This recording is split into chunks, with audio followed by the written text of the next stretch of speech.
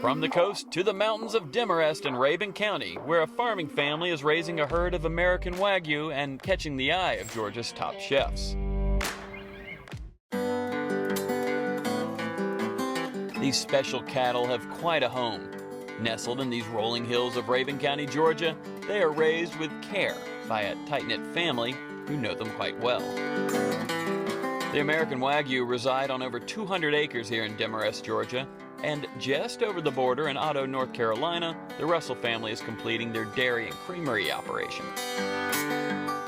Well, we started originally as dairy farmers, and in about 2011 we got started in the beef business. When our oldest son Colin graduated from college and came back home, he realized that we needed to diversify a little bit. We are blessed that our kids have gifts in different areas. We have one son who is very much into farming. We have one that likes processing. We have one that likes marketing and sales. Being able to tap into all those gifts that our kids and their spouse have makes it a blessing to be able to do agriculture in a way that involves your family. Well, let's start with the name, Providence Farmstead. How did it come about? As we moved from California back to Georgia, where CA's from, we felt like we were reorienting our compass. And we felt like the compass and the idea of God providing a way forward for us has to do with Providence. Where we are in Northeast Georgia is certainly a special place. The beauty, the opportunities that exist here are pretty unique. We brought our kids back enough where they enjoyed the area, and if we want ag to continue in our family, the next generation really needs to have a say in where and what that looks like. We all ended up landing here, and it is just, it's awesome. Son and daughter duo McAllister and Colin brought me to the cattle ranch in Demarest to meet the stars of the show. So this is our Georgia farm, 200 acres, where we do a variety of different things, including raising our Wagyu beef cattle, growing corn silage, and growing hay that we feed to the steers. They get to live here on the top of these hills, nice green pastures for them, and now they're getting to see the fall colors, so whatever that counts, being colorblind, but they get to enjoy it.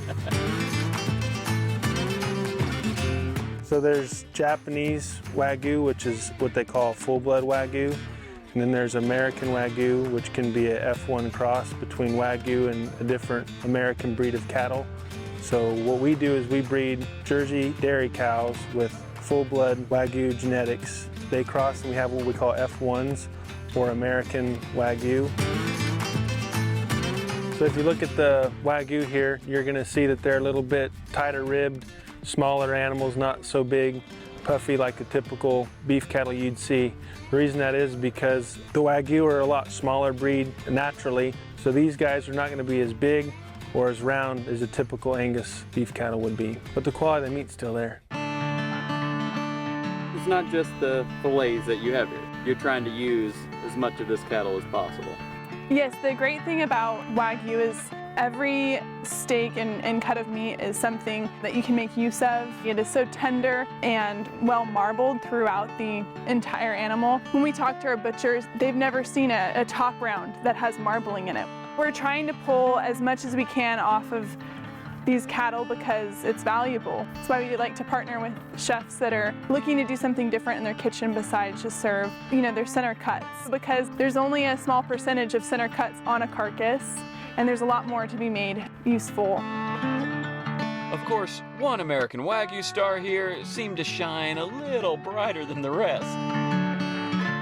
Boasting the playful personality of a Labrador Retriever, Big Wilson is in this herd for the long haul. No one is really sure of his role around here, but he does bring entertainment. I guess you usually don't name him, but this one's Wilson? Yes, this is Wilson, our Wagyu.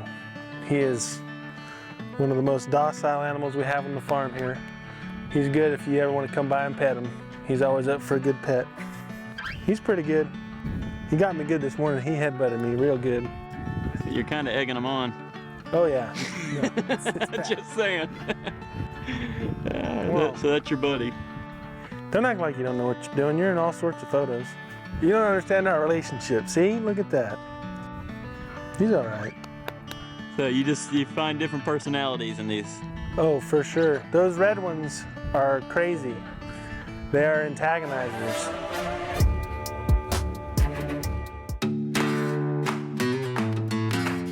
But aside from the playful antics of Wilson, the rest of the herd live well. And it's important for the Russells for this herd to only have one bad day, and a short one at that, because the processing facility they run is only a short drive away. Long days of stress can alter the quality of the meat, so this convenience is a good one for more reasons than one.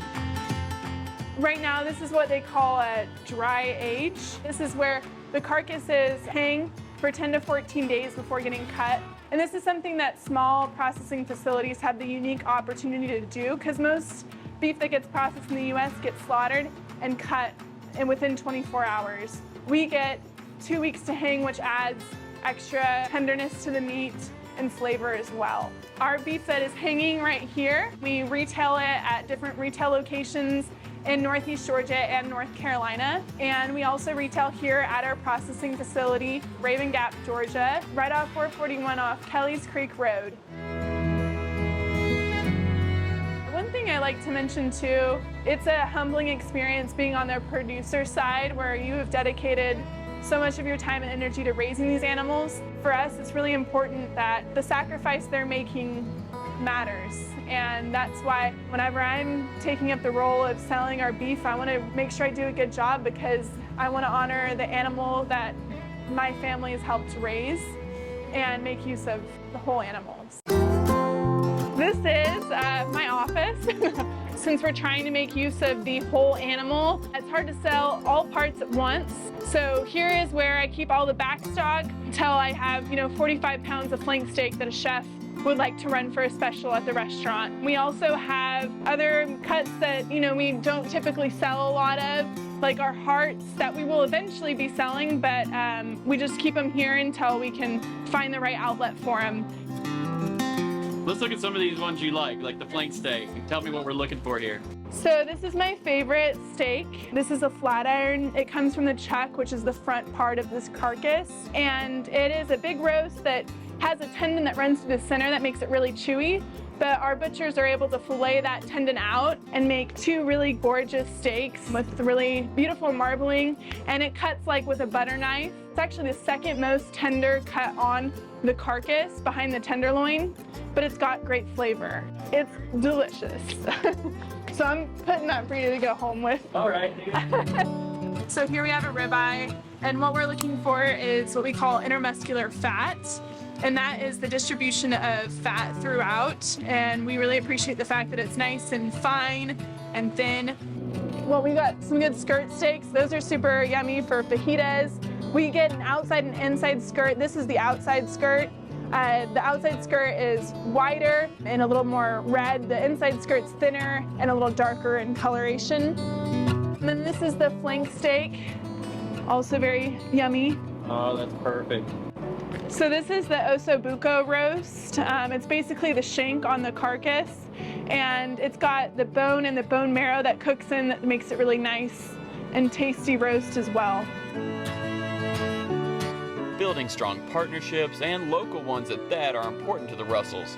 In fact, this juicy burger meat can be found right up the road at the historic Lake Raven Hotel, one of many local options on the restaurant menu.